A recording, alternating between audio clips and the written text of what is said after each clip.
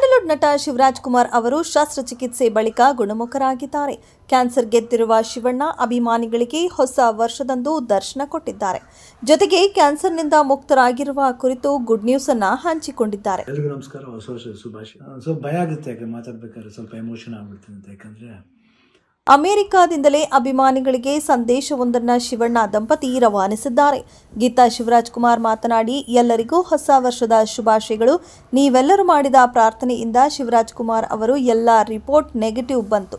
ಅವರೀಗ cancer free ಅಂತ ವೈದ್ಯರು ಹೇಳಿದ್ದಾರೆ. ನಿಮ್ಮೆಲ್ಲರ ಹಾರೈಕೆಯಿಂದ ಅವರು ಗುಣಮುಖರಾಗಿದ್ದಾರೆ. ಇದನ್ನು ನಾನು ಎಂದಿಗೂ ಮರೆಯೋದಿಲ್ಲ ಎಂದಿದ್ದಾರೆ. ಬಳಿಕ ಶಿವಣ್ಣ ಮಾತನಾಡಿ, ಎಲ್ಲರಿಗೂ ಹೊಸ ವರ್ಷದ ಶುಭಾಶಯಗಳು.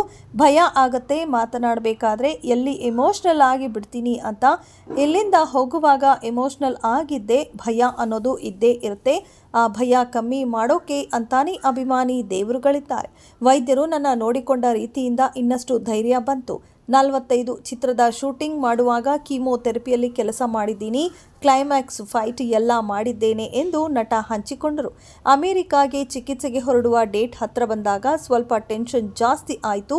ಆದರೆ ಸದಾ ಪತ್ನಿ ಗೀತಾ ಮತ್ತು ಮಗಳು ನಿವಿ ನನ್ನ ಜೊತೆ ಬೆಂಬಲವಾಗಿ ನಿಂತಿದ್ದಾರೆ. ನನ್ನ ಚಿಕಿತ್ಸೆ ಮಾಡಿದ ವೈದ್ಯ ಮನೋಹರ್ ಅವರು ಮಗುವಿನಂತೆ ನನ್ನ ನೋಡಿಕೊಂಡರು. ಯೂರಿನರಿ ಬ್ಲಾಡ್ ತೆಗೆದು ಹೊಸ ಬ್ಲಾಡ್ ಹಾಕಿದ್ದಾರೆ. ಯಾರೂ ಗಾಬರಿ ಆಗಬೇಡಿ, ನಾನು ಆರಾಮಾಗಿದ್ದೇನೆ. I will be back. Double ಪವರ್ನೊಂದಿಗೆ ಬರುತ್ತೇನೆ.